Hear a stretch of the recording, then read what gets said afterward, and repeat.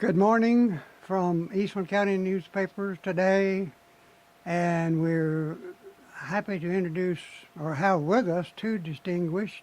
We have Ruth York, who is our publicist for the Tea Party and other responsibilities, and we have Cathie Adams, who is, as I understand it, she's from Dallas, and she is a state party official.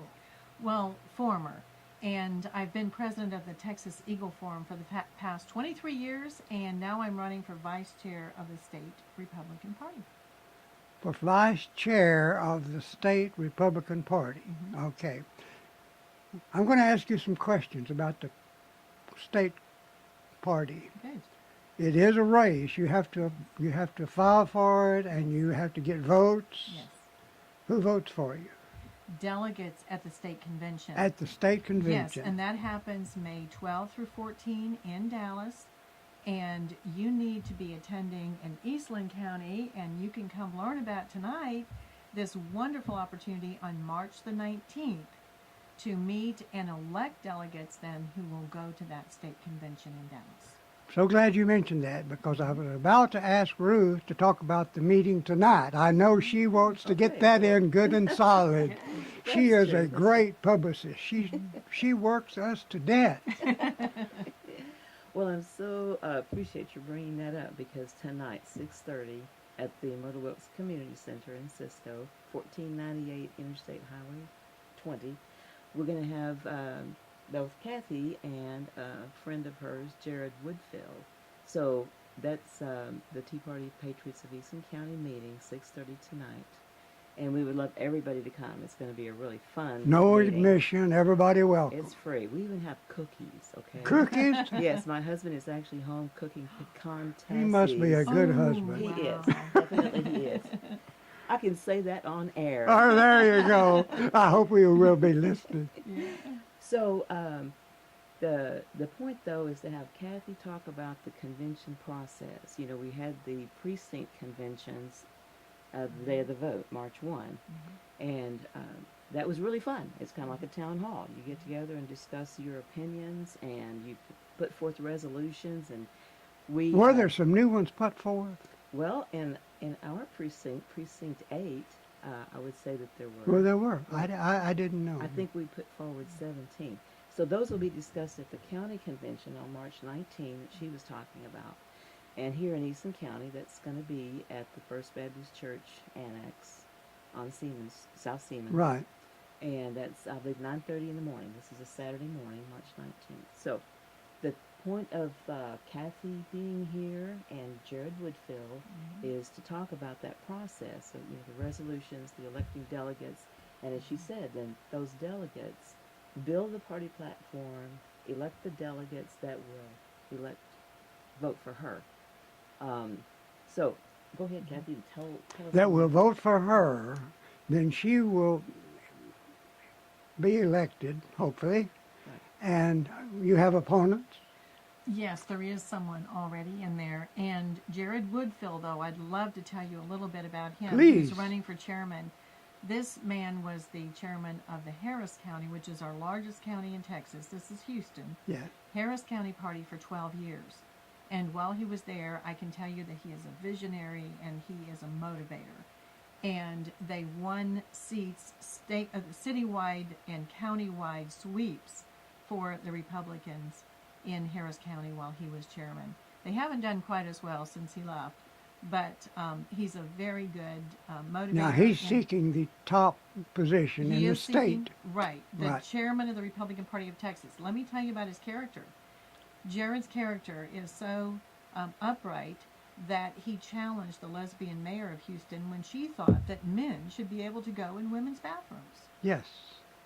And so he challenged her on that. They had to go before the courts and even the Supreme Court.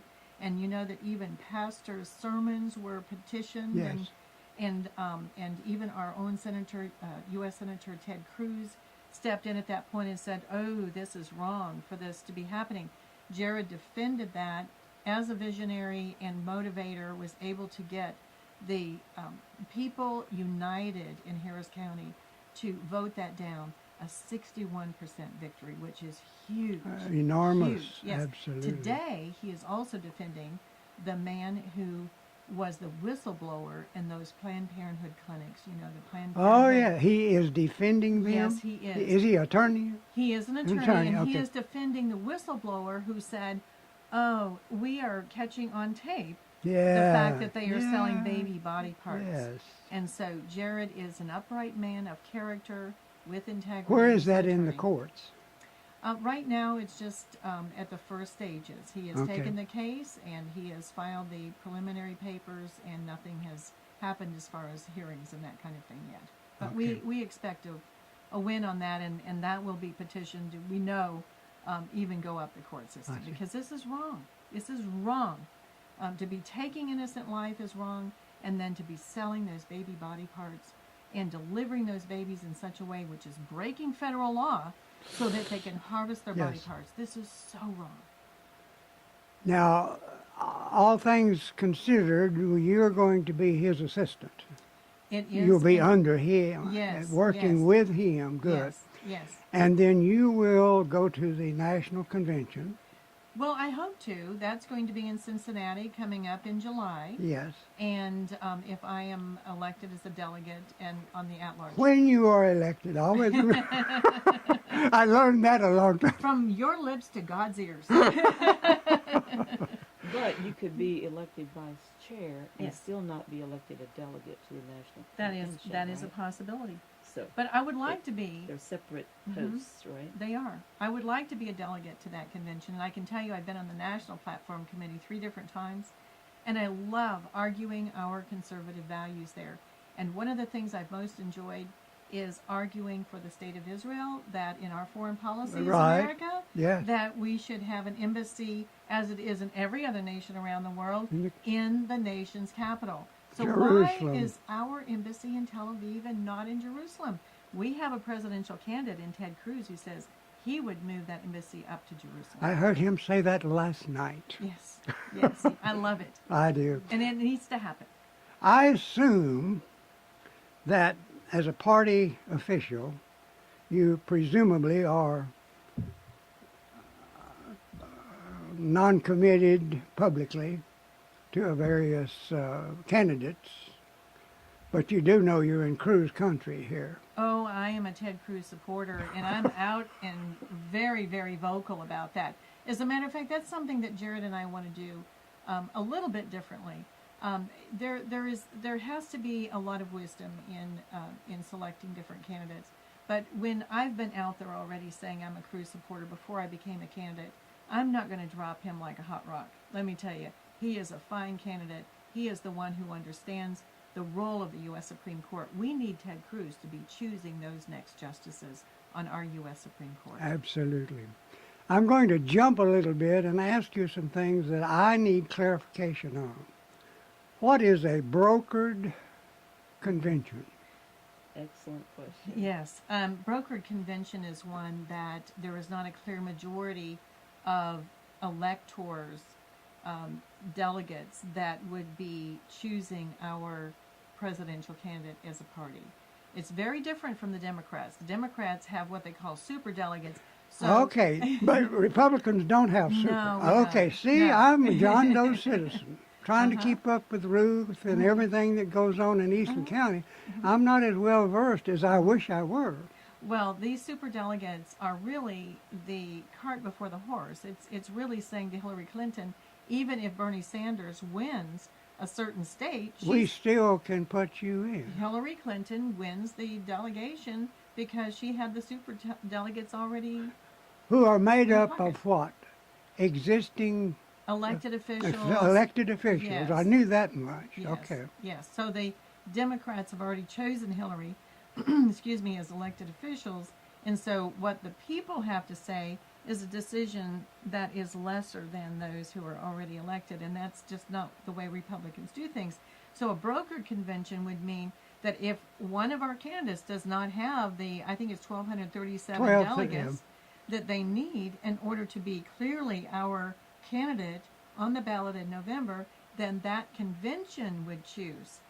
And there's even talk about bringing somebody in who's not even a candidate right now to be that candidate as president and vice president. You It's got like, to be whoa, joking. No.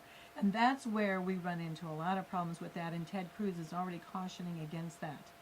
And so right now it really should be a two-man race between Donald Trump and Ted Cruz.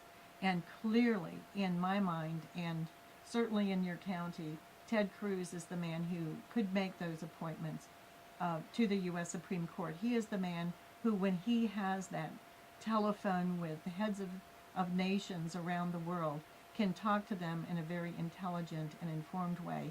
He is the man who could lead negotiations without selling out America. And this is something I'm very afraid of with someone who negotiates for a living and is a consummate salesman, as is Donald Trump. I agree, 100%. What about, I assume that you possibly, well, you've already committed, though, that you are a candidate-oriented person, but now going into these conventions and so forth, you have to be sort of neutral, don't you? No, there isn't really a need for that. And this is something that has been very confused. I think that people need to have very deeply held convictions, and that our truth is based upon Judeo-Christian thinking and the Bible. And so there are a lot of things that in our country's history, people would be expected to hold certain positions. Yes. And now it's like, well, we're supposed to be value-free? No. No. This is not what our nation was founded to be. And our founders certainly would never have held to those kind of ambivalent, Yeah. or accepted a decision by 5 justices and say, oh, well, that's now law of the land, that a man can marry a man or a woman a woman. Yeah. These are decisions not to be made by a Supreme Court, which is the judicial branch, but is to be made by the legislative branch. And so we've got a system askew.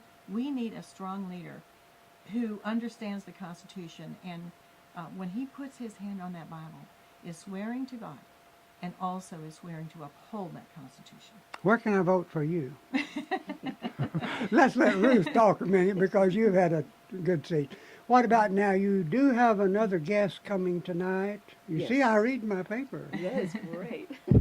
So, yes, Jared Woodfill is coming. Well, no, another one. Is Okay. there, don't Uh, you have another one? We expect that we will, and it may be Jim and Elizabeth Graham of Texas Right to Life. Yes. Right to life. That's what I read, yes. Right. And you've met them before, I'm sure, Jim and Elizabeth Graham. They head the Texas Right to Life. I'm sure I have, yes. That name is familiar, right. They're great people, and of course their whole focus is protecting life from fertilization until natural death. Right. So I know that we've had some discussions before, at least at the Tea Party, about not only do we have the need to protect babies, which is not being done adequately, but also at the end of life there are issues as well. So Are you happy with where the county Tea Party is today? I think we have a lot of growing to do, a lot of things we could be doing better, but I do see growth, and I do see energy, and I'm really excited about that. I would say you scored a coup on the state legislature election. Well, in electing Mike Lane, Yes. that was a sweet day to see that happen. Yes. Right. So that was a victory, in my opinion, really. Right. And of course, it's not just Tea Party. He was. Well, no, I know that, but you were a We key worked- instrument. We did work hard for him. Because we were there the night he announced. You remember? Yes, I do. What, 11 months ago, possibly? Was it March 2nd? So I guess a little over that. Oh, yeah, that's right. Yes. What about, I bring this up, what about the dark, cloaked, smoke-filled rooms? Is that ever a possibility again? Or it's happened in the past, I assume. Oh, I find those very irritating. As a matter of fact, one of the things that Jared Woodfill as chairman and me, Cathie Adams as vice chairman, want to do is shine light on the process. You know, the people put together a document called a platform, and it is a bottom-up project. when Ruth went to her precinct convention and passed 16 or 17 resolutions, those are building steps for building the state party platform. When you have in that platform that marriage is between a man and a woman, and then you have a current chairman who allows same-sex couples to have a booth at your state convention, something is a disconnect. Wait a minute. You're saying that our present state chairman, Allowed homosexuals to have a booth at our state convention. And he did that with his eyes open, knowing exactly what was going on. And so this is something that, if that is an issue for you in that platform, a platform that is built from the bottom up, not top down, then we want to shine light on that. And even during the legislative session, if there is a law, as we had last time, to simply say that any county or local government that issues same-sex marriage licenses, then we as state taxpayers are not going to need to fund that county or local government. And that bill couldn't get out of the state house or the state senate. Why not? We want to shine light on those pieces of legislation, let the grassroots know about it, so that then you can make your emails, you can make your telephone calls, you can be a part of the process. And again, it will be a bottom-up, we the people government. Again, it goes back to the convention process. Again, that precinct, kind of like we hear town halls, and Texas doesn't do a lot of that, I think. But at the precinct convention, it's you and your neighbor sitting around a table, presenting your thoughts on what, how the country should look, what you believe your party should stand for, and then it goes to the county or the Senate district level. And so that's what she's going to be talking about tonight. How to engage. how to make engage, the process work. Right. Well, now I assume our county chairman will preside at the county meet. I presume that's what happens. And see, I've not been to one of those. So I am learning. I'm student number one here. But yeah, I assume that's right. That's wonderful. And it isn't necessarily the county chairman. You can elect someone else. He may bring the meeting together and you elect a chairman. Yes. The same thing is you have a temporary chairman at even your precinct level, and then you make him or her the permanent chairman. And at the state convention then is where you'll be electing your chairman, your vice chairman, your state Republican Executive Committee members, which is like the board of directors for the party, and you also be electing delegates to go to that national convention in July. Come and learn about the process tonight. Yeah. Right. I need to. And I want to thank both of you for stopping by and letting us help share this information.